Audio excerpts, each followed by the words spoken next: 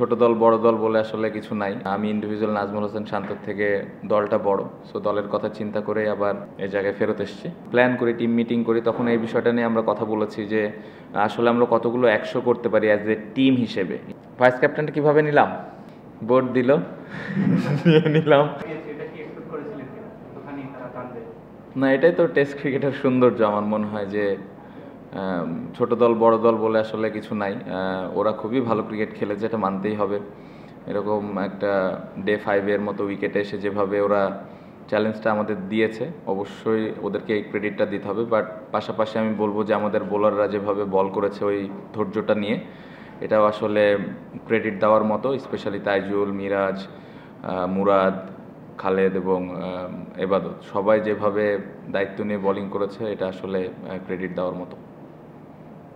আপনার শ্রীলঙ্কা প্রেস কনফারেন্সের পরবর্তীতে আপনি আবার এখানে অনেকদিন পরে ক্যাপ্টেন্সি নিয়েই আসছেন, সিরিজটা কন্টিনিউয়েশন রইল। তো সেই জায়গা থেকে আপনার ক্যাপ্টেন হিসেবে ফেরা এবং আবার ওয়ানডে ভাইস ক্যাপ্টেন হওয়া, এই বিষয়গুলো কি একটু পরিষ্কার করবেন? পরিষ্কার তো এর আগে করলাম, ক্যাপ্টেন্সি পেলাম। ভাইস ক্যাপ্টেন এর বিষয়টা ক্রিকেট বোর্ড এগেন ডিসিশন নিয়েছে, কথা হয়েছিল টুকটাক। বাট যেটা আমি এর আগেও বলেছিলাম যে আমি ইন্ডিভিজুয়াল নাজমুল হোসেন শান্তর থেকে দলটা বড়, সো দলের কথা চিন্তা করে আবার এই জায়গায় ফেরত এসেছি। সো আমি চেষ্টা করব যে আমার যে দায়িত্বটা আছে আমি ঠিকমতো যেন পালন করতে পারি।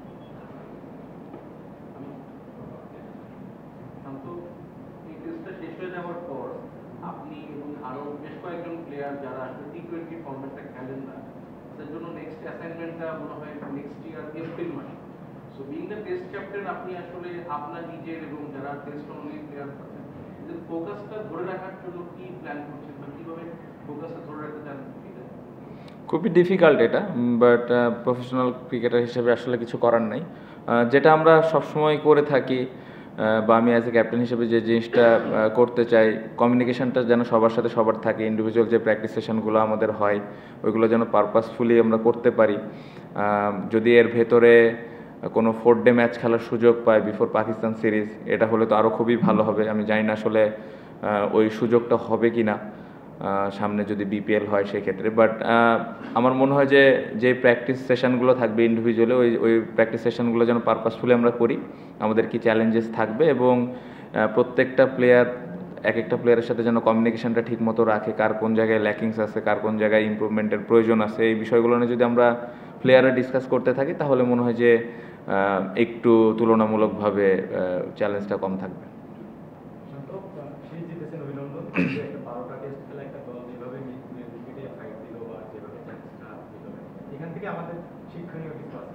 প্রথমত মিরপুরের উইকেট যেরকম দেখা যায় ওর থেকে অনেক বেটার বিহেভ করছে। আপনি যদি স্পেশালি বাউন্সটা দেখেন, একদমই ট্রু বাউন্স ছিল, এবং ইভেন আজকেও প্রত্যেকটা উইকেট নিতেই কষ্ট হয়েছে। শেখার তো শেষ নেই। আমার মনে হয় যেভাবে কার্টিস ক্যাম্পার ব্যাটিং করেছে, এতগুলো বল ফেস করেছে, এই এই জিনিসগুলো আসলে বোঝা যায় যে আসলে কতটুকু ডেডিকেটেড, কতটুকু কমিটমেন্ট নিয়ে ব্যাটিং করেছে তারা। আমরাও করেছি, আমরা অতীতেও করেছি। এই সিরিজেও বেশ কিছু ইনিংস ছিল যেখানে আমরা ওই চ্যালেঞ্জটা ভালোভাবে অ্যাকসেপ্ট করেছি। সো এরকম সিচুয়েশান যদি আমাদেরও আসে, ওই ইন্টেনশনটা দেখানো যে আমরা আসলে দলের জন্য ওইভাবে ব্যাটিং করাটা, এই জিনিসগুলো আমি আশা করব অতীতে করেছে, এটা যেন ভবিষ্যতে আমরা করতে পারি। শান্ত, অভিনন্দন। ইউজুয়ালি দেখা যায় যে টেস্টে কম্পারেটিভলি উইকার অপোনেন্টের এগেইনস্টে একটু বেটার দলগুলো যখনই সুযোগ পায় প্রচুর বড় বড় স্কোর করে। ইন্ডিভিজুয়ালি কেউ 70, 60, 80-তে আউট হয় না, 120, 50, ডাবল 100 করে। বাট আমরা এই দুই টেস্টে 3 ইনিংসে 12টা 50+ মধ্যে 4টাকে কনভার্ট করতে পারলাম 100। আপনি বিং এ ক্যাপ্টেন, আপনার মনে হয় না যদি এগুলো থেকে আমরা একাধিক ডাবল সেঞ্চুরি এবং আরও কয়েকটা সেঞ্চুরি ফিল করতে পারতাম, এটা হতো মোর স্যাটিসফ্যাক্টরি। এটা একটা পার্ট।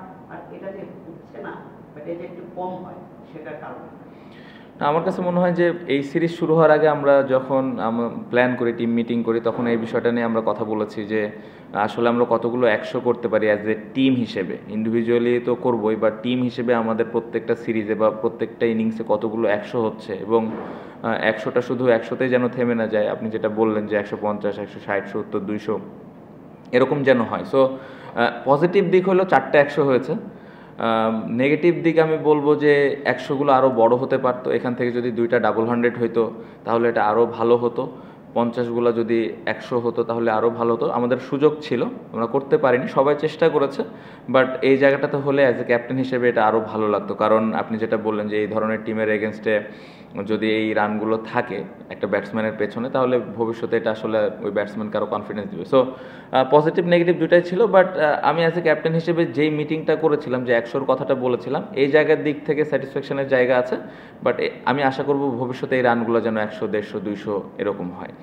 এখান থেকে বের হওয়ার উপায় যেটা আপনি বললেন, ডোমেস্টিকে যখন আমরা ফার্স্ট ক্লাস ক্রিকেটে যখন খেলি, এই জায়গায় কিভাবে আমরা বড় বড় রান করি এবং যখনই অপরচুনিটি আসবে খেলার, তখনই যেন সবাই ম্যাচ খেলে, ওই 4 ডে ম্যাচ খেলে। বিং এ ক্যাপ্টেন হিসেবে আমি এই জিনিসটা চাই যে আমার প্রত্যেকটা প্লেয়ার যে ফার্স্ট ক্লাসে যে ম্যাচ খেলতেছে এবং চেষ্টা করতেছে যে ওখানে কত বড় বড় রান করতে পারে।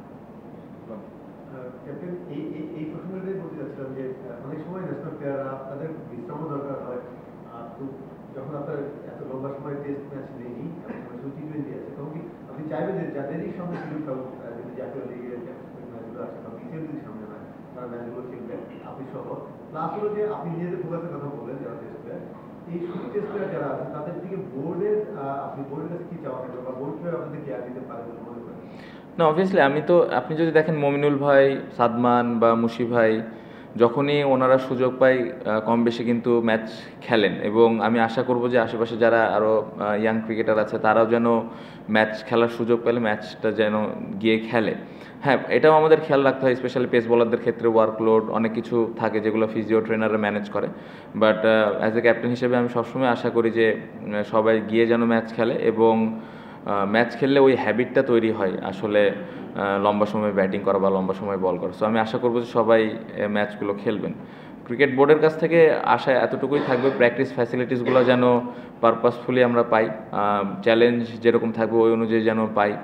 আশা তো থাকবে যেন এত লম্বা গ্যাপের মধ্যে কোনো একটা বাইরের কোনো একটা দলের সাথে একটা সিরিজ খেলা, 4 ডে ম্যাচ, বা একটা দেশের মধ্যে একটা টুর্নামেন্ট খেলা, যেটা আমরা বিসিএল এর আগে খেলেছি, এই ধরনের কোনো টুর্নামেন্ট খেলা, এই ধরনের যদি আমরা ম্যাচ খেলার সুযোগ পাই ফার্স্ট ক্লাস ক্রিকেটের পরেও, তাহলে সবাই খেলার মধ্যে থাকলে একটু সহজ হয়। সো এটাই আমি আশা করব। ক্যাপ্টেন, আপনি টেস্ট ক্যাপ্টেন্সিটা ছেড়েছিলেন, আবার করছেন, এটাকে কি আপনি কন্টিনিউশন হিসেবে দেখছেন, এটা আপনার সেকেন্ড ইনিংস হিসেবে দেখছেন? আপনি বলেছেন বটে যে এটা দেশের জন্য করছে, আসলে এক্স্যাক্টলি হোয়াট হ্যাপেন, যে কেন ছেড়েছিলেন বা কেন এটা নিতে আসলে টেস্ট ক্যাপ্টেন্সিটা কন্টিনিউ করতে আপনি রাজি হবেন? টেস্ট তখনও ছিল, এখনো আছে, এটা একটা পার্ট। আরেকটা হচ্ছে কি, ইমিডিয়েট পাস্ট ক্যাপ্টেনকে আপনার ঠিক ভাইস ক্যাপ্টেন্সি নিতে তো একটা দেখি না, তো ওয়াইডে আসলে ওইটা আপনার কিভাবে আসলে আপনার ভাবনা থেকে ভাইস ক্যাপ্টেনটা কিভাবে নিলাম? বোর্ড দিল, নিয়ে নিলাম। না, এমন না। জিনিসটা হচ্ছে আমি যেটা বললাম, যা রিজনটা একই রকমই ছিল, যে একটা সময় যখন ক্যাপ্টেন্সিটা আমার কাছ থেকে ক্রিকেট বোর্ড নিল, তারপরে আমি যখন আবার নিজে থেকে টেস্ট ক্যাপ্টেন্সি ছাড়লাম, ওই সময় আমার কাছে আমার চিন্তাভাবনা একরকম ছিল। যত দিন গেছে, যখন টিমের কথা চিন্তা করা হয়েছে, দেশের জায়গাতেই আছে, স্টিল টিমও টিমের জায়গাতেই আছে, বাট আমার কাছে মনে হয়েছে যে আমি যদি কন্টিনিউ করি, আমি আমার টিমকে আরও বেটার কিছু দিতে পারবো। সো ওই বিশ্বাস থেকে, এবং ক্রিকেট বোর্ড যেভাবে আমার সাথে কমিউনিকেট করেছে, যেভাবে এক্সপ্লেনেশন দিয়েছে আমাকে, ওইটাতে আমি কনফিডেন্স ছিলাম, এবং আমি আশা করি যে বোর্ড ওই সাপোর্টটুকু পুরোপুরিভাবে আমাকে ভবিষ্যতে দিবে। এই সিরিজে আমি খুব ভালোভাবে পেয়েছি। আমি আশা করছি যে সামনে ওই যে জিনিসগুলো আমার প্রয়োজনীয়ভাবে আমি পাবো। সো ওই সবগুলো বিষয় চিন্তা করে আসলে ক্যাপ্টেন্সিটা নেওয়া, এবং ভাইস ক্যাপ্টেন ইস্যুটা ওইভাবেই আসলে নেওয়া হয়েছে।